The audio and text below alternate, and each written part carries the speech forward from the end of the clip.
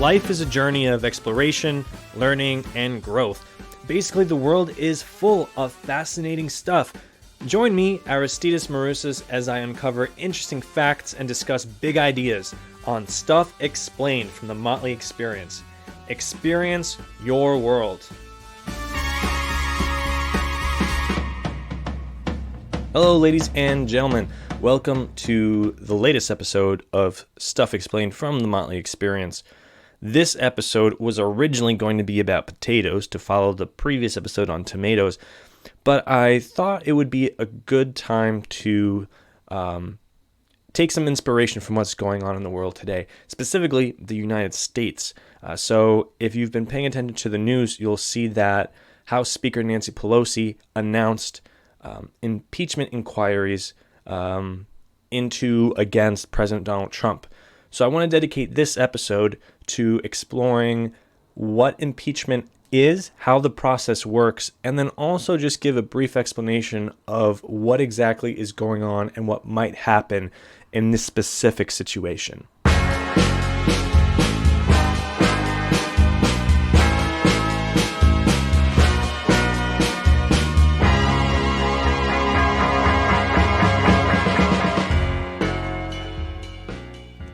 All right, so let's just get straight into it. What is impeachment? Impeachment is the constitutional process in which Congress attempts to remove a sitting president from office if it's believed that they have committed, quote, treason, bribery, or other high crimes and misdemeanors. And that's written in the Constitution. Impeachment itself is not the same as a conviction or removal from office. Instead, it is the act of bringing charges against an office holder and then trying the case.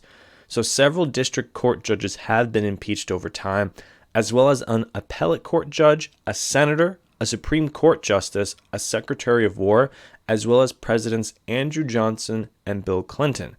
Now, President Nixon's impeachment, and I put that in quotes, is infamous. However, he resigned from office before he was officially impeached.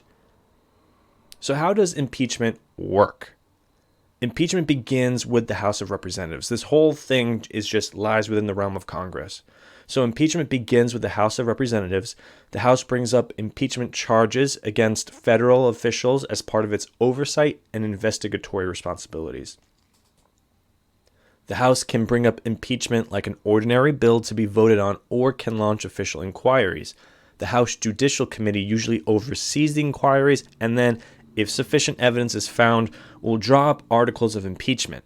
The full House then votes on these articles with a simple majority vote. If passed, this office holder is officially impeached. Now, this doesn't mean the office holder is kicked out of the office. Instead, it begins the impeachment trials, which are conducted by the Senate. So in a trial, the Senate acts as the jury. The Chief Justice of the Supreme Court oversees the proceedings. The prosecutors are House-appointed members and are usually from the Judiciary Committee. The office holder being impeached has his or her own defense lawyers. Now, because of the vagueness of how impeachment trials are written in the Constitution, there are technically no standard rules of engagement. So the Senate passes a resolution detailing trial procedures. Effectively, the jury is setting the rules for the court case. And to make matters murkier, there's no enforcement mechanism for the Senate to even hold a trial written in the Constitution. So technically, there does exist the possibility that the Senate Majority Leader, in this case Republican Senator Mitch McConnell, could simply refuse to hold the trial. Now, if the impeachment does go to trial in the Senate, a 2/3 majority vote is required to convict. That means 67 out of 100 senators would have to vote in favor of a conviction. If that happens, the defendant is immediately removed from office. The impeachment trial is also a gray area because not only is it not specifically clear what sort of actions or behavior constitute treason, bribery, or other high crimes and misdemeanors, but there's no established standard of proof that must be met.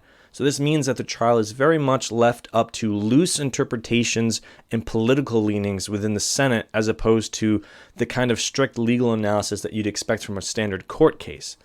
Now, if an office holder is convicted and removed from office, that does not prohibit them from running again in the future. The Senate votes for removal from office and disqualification from serving again separately. Now, traditionally, the vote to disqualify from serving requires only a simple majority as opposed to the 2/3 vote needed for removal from office. This means that there's a possible scenario where a first-term president is removed from office and then runs again in another election.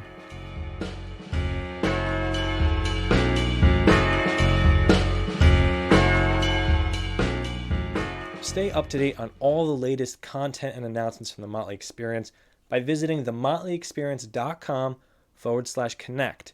Then enter your email address and become a member of the Insider Weekly newsletter. Experience your world. Retcon Industries provides tailor-made music for professional wrestling, podcasts, trailers, and more, while also releasing their own original music. I personally have used Retcon Industries for professional wrestling and also for this podcast. All the music you hear in this podcast is by Retcon Industries. For more information, go to www.retconindustries.com or email my good friend Greg at retcongreg@gmail.com. You can also visit them on Facebook and Instagram at Retcon Industries.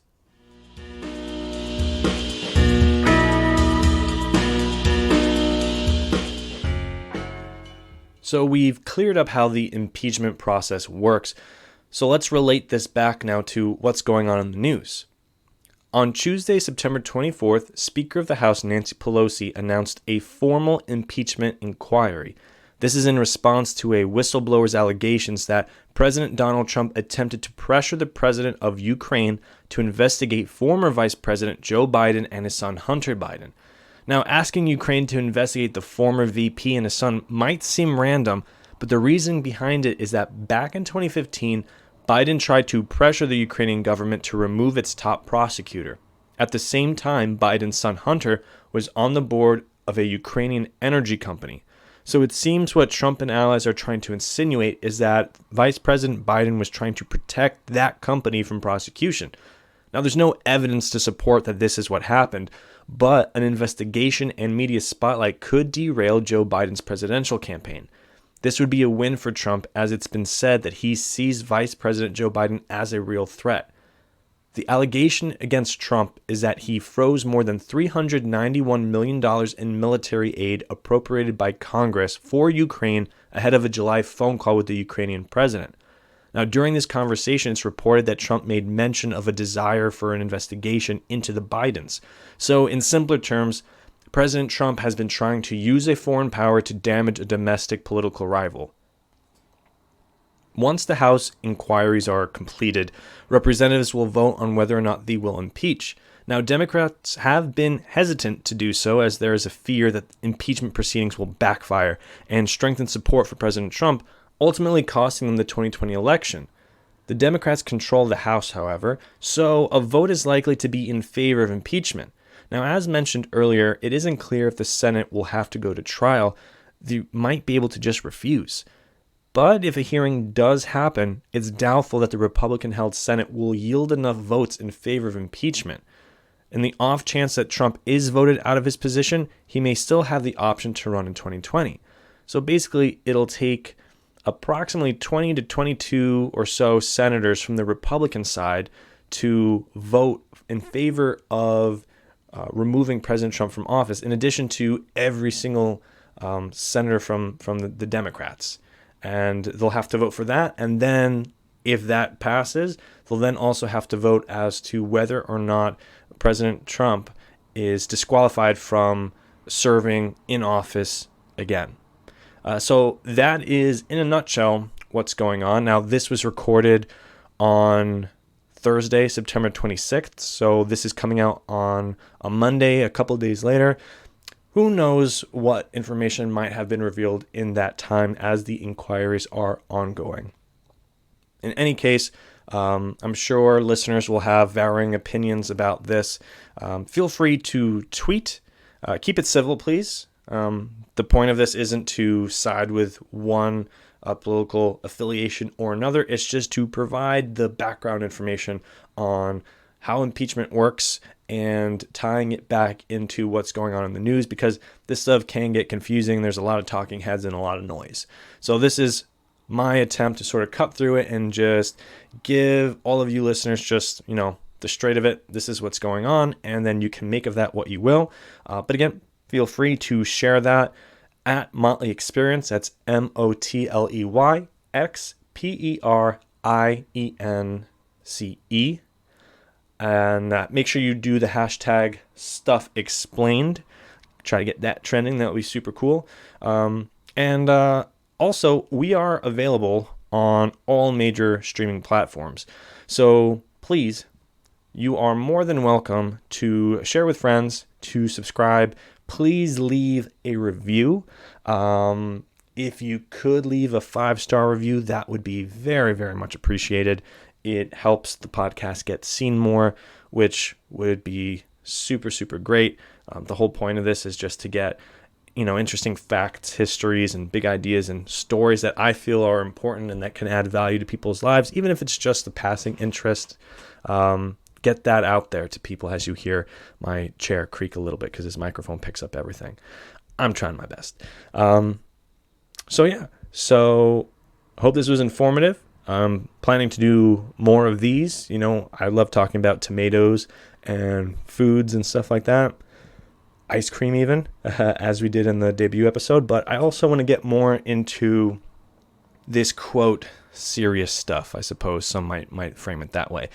Basically, if there's some sort of news headline that's getting a lot of noise, and I personally feel that it might be a bit confusing and it might lead to some misinformation, then, I might talk about it on this podcast. So feel free to shoot ideas of your own, again, at Motley Experience on Instagram, Twitter. We have a Facebook page.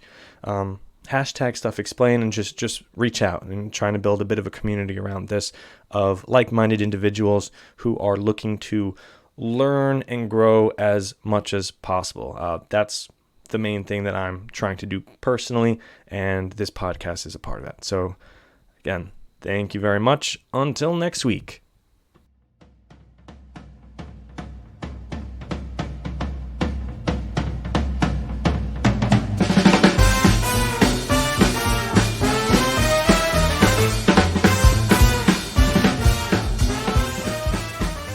Stuff Explained is written and produced by me, Aristides Marusas.